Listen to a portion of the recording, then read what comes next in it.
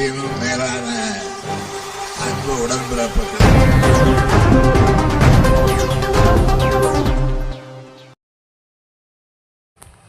பிரதமர் மோடியும் உள்துறை அமைச்சர் அமித்ஷாவும் நாடாளுமன்ற கட்டிடத்திற்கு வருகிறார்கள். ஆனால் அவைக்கு வருவதில்லை. எதிர்க்கட்சிகளின் கேள்விக்கு செவிசாய்க்காமல் அறிக்கையே ஒன்றிய அமைச்சர்கள் வாசிக்கின்றனர். திமுக மாநிலங்களவை குழு தலைவர் திருச்சி சிவா பேட்டியளித்தார். சென்னை விமான நிலையத்தில் திமுக மாநிலங்களவை குழு தலைவர் திருச்சி சிவா செய்தியாளர்களை சந்தித்தார். அப்போது பேசிய அவர், மாநிலங்களவையில் 39%, மக்களவையில் 19% பணிகள் நடந்துள்ளது. எதிர்க்கட்சிகள் அவையை நடத்த விடுவதில்லை என ஒன்றிய அரசு மீண்டும் மீண்டும் கூறி வருகிறது.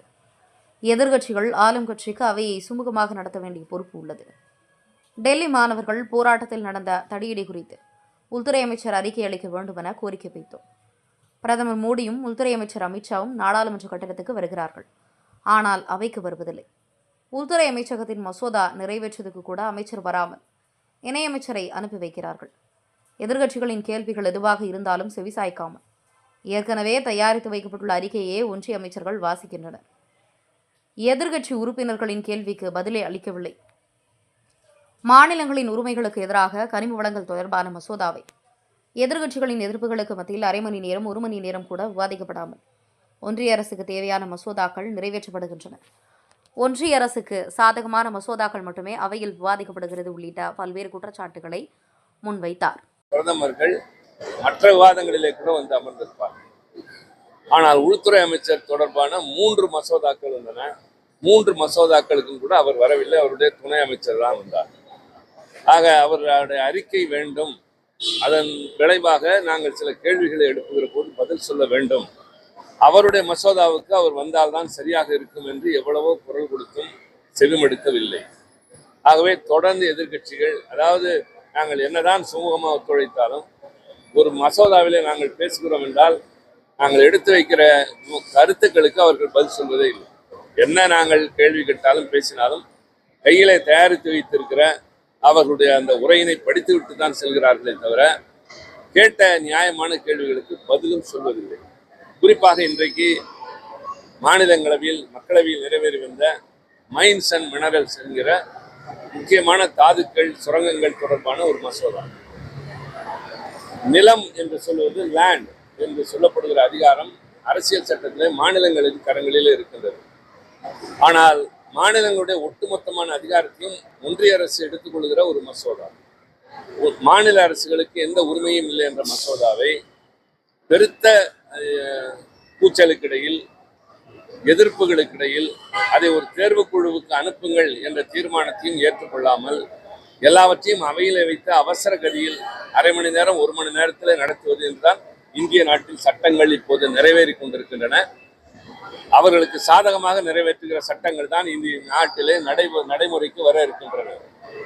அப்படிப்பட்ட இந்த சூழலில் தயவு செய்து மக்கள் எண்ணி பார்க்க வேண்டும். ஒரு மசோதா என்பது விரிவாக விவாதிக்கப்பட வேண்டும்.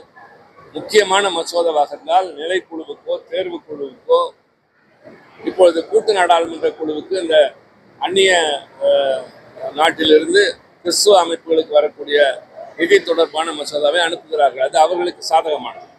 ஆனால் அதாவது அவர்களுக்கு எது சாதகமோ அதையெல்லாம் விவாதிப்பது, இல்லை என்றால் இல்லை என்று. ஆக மசோதாக்கள் விரிவாக விவாதிக்கப்படுவதில்லை, அவசர கதியில் நிறைவேற்றப்படுகின்றன. கேள்விகளுக்கு பதில் சொல்வதில்லை, குறும்பு சிரிப்பும் கிண்டல் பேச்சும் தான். வெளியே வந்து எங்கள் மீது பழி சுமத்துவதும், ஊர் மக்கள் எங்களை பார்த்து பொதுவாக பார்க்கிறவர்கள் என்ன இப்படி நாடாளுமன்றம் நடக்கிறது, நீங்கள் தான் இதெல்லாம் காரணமா என்கிற போது சங்கடமாக இருக்கின்றன. ஆக இதற்கெல்லாம் ஆளுங்கட்சி பொறுப்பேற்க வேண்டும் என்று சொன்னாலும் கேட்பதில்லை. மீண்டும் மீண்டும் சொல்வது, மக்கள் தான் பார்த்து வரவிருக்கிற காலத்தில் இனியாவது ஒரு நல்ல ஆட்சி, ஜனநாயகத்தை காப்பாற்றக்கூடிய ஒரு ஆட்சி, பாராளுமன்ற ஜனநாயக முறையிலே நம்பிக்கை உள்ள இந்திய நாட்டில் பாராளுமன்றம் சுமூகமாக செயல்பட, அமைச்சர்கள் வந்து பொறுப்புடன் பதில் சொல்ல நடந்தால் நிச்சயமாக அவை நிம்மதியாக அமைதியாக நடைபெறும்.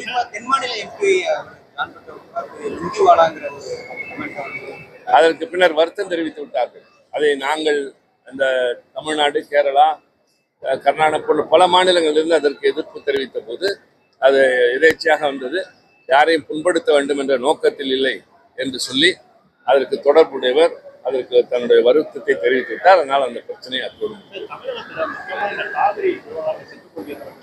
அவசரமாக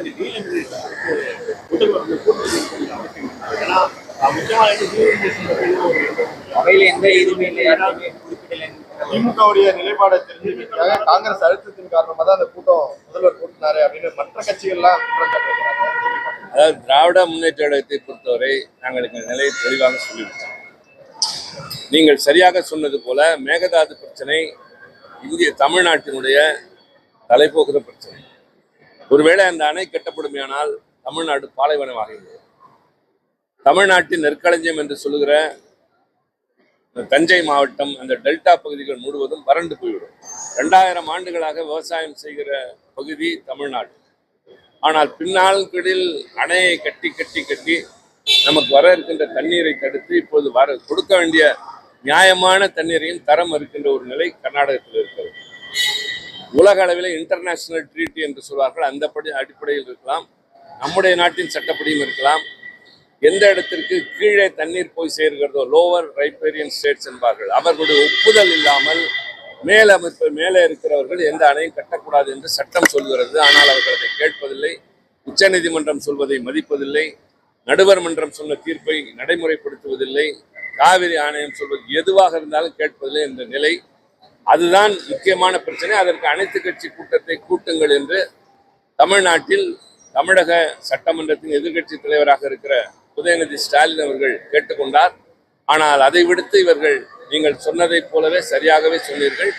அரசாங்கத்தினுடைய நிலைப்பாடு தெரியாமல், மசோதா அவையிலே வைக்கப்படாமல் அது பற்றி பேசுவதற்காக ஒரு நாடாளுமன்ற உறுப்பினர்கள் கூட்டம் என்று சொல்கிற போது நாங்கள் அதில் கலந்து கொள்ள வேண்டியதில்லை. எது நம்முடைய உயிர் நாடியான பிரச்சனையோ அதற்கு முன்னுரிமை தாருங்கள் என்று திராவிட முன்னேற்ற கழகம் சொல்லிவிட்டோம்.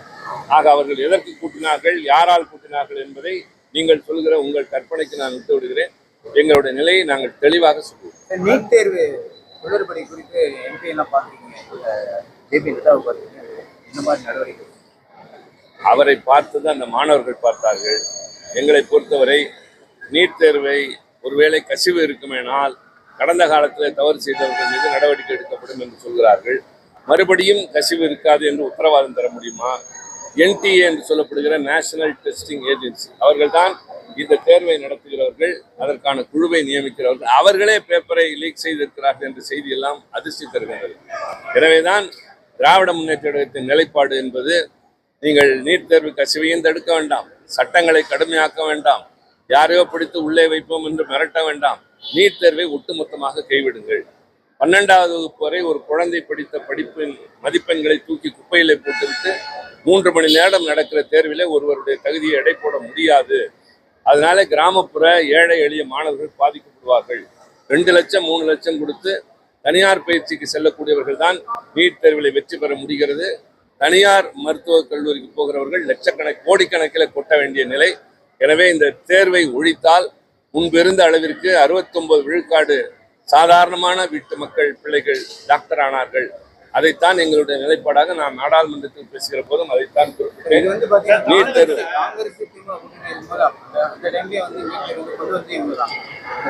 அப்பொழுதே நாங்கள் எதிர்ப்பு தெரிவித்து தலைவர் முதலமைச்சராக கலைஞர் இருந்த பொழுது அவர் தீர்மானமும் நிறைவேற்றி எங்களுக்கு அதில் விதிவிலக்கு பெற்றுவிட்டோம். அதற்கு பின்னால் அவருடைய தேர்தல் அறிக்கையை தயவு செய்து பாருங்கள், என்ன சொல்லியிருக்கிறார்கள் என்று உங்களுக்கு தெரியும். அந்த தேர்தல் அறிக்கையிலே அவர்கள் அன்றைக்கு சொல்லியிருக்கிற நிலை வேறு, இன்றைக்கு அவர்களுடைய நிலைப்பாடு என்னவோ தெரியாது. ஆனால் எங்களை பொறுத்தவரை தொடக்க காலத்திலிருந்து எதிர்த்து கொண்டிருந்தோம். தமிழ்நாடு சட்டப்பேரவையிலே அதிமுக ஆளுங்கட்சியாக இருக்கிற போது அந்த தீர்மானத்தை ஆதரித்திருக்கிறோம்.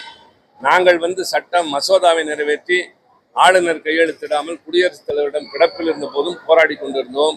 மக்களிடம் கொண்டு போய் சேர்த்தோம். எல்லா வகையிலும் திராவிட முன்னேற்ற கழகம் நாடாளுமன்றத்திலும் தொடர்ந்து குரல் கொடுத்துக் கொண்டிருந்தது. எந்த வகையிலும் நாங்கள் பின்வாங்கவும் இல்லை, சமரசம் செய்து கொள்வோம்.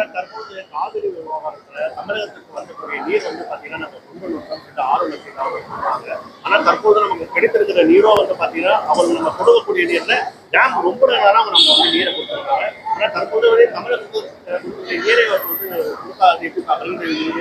உங்கள் கேள்விகள் எல்லாமே மிகச் சரியாக இருக்கிறது. நடுவர் மன்ற தீர்ப்பு, உச்சநீதிமன்றத்தின் தீர்ப்பு அடிப்படையில் நமக்கு தர வேண்டிய தண்ணீரை கூட தரவில்லை. காவிரி என்பது அவர்களை பொறுத்தவரை தமிழ்நாட்டுக்கு ஒரு வடிகால் ஆகிவிட்டது. அதிகமாக தண்ணீர் பெருகுகிற போது திறந்து விடுகிறார்களே தவிர நமக்கு தர வேண்டிய நீரை உரிய முறையிலே பங்கிட்டுக் கொள்ள வேண்டும் என்று இல்லை. 2 நாடுகளுக்குள் பங்கிட்டுக் கொள்கிற அளவிற்கு பக்குவம் இருக்கிறது. 2 மாநிலங்களுக்குள் பகிர்ந்து கொள்கிற அணுகுமுறை இல்லை. ஒன்றிய அரசு வேடிக்கை பார்க்கிறது.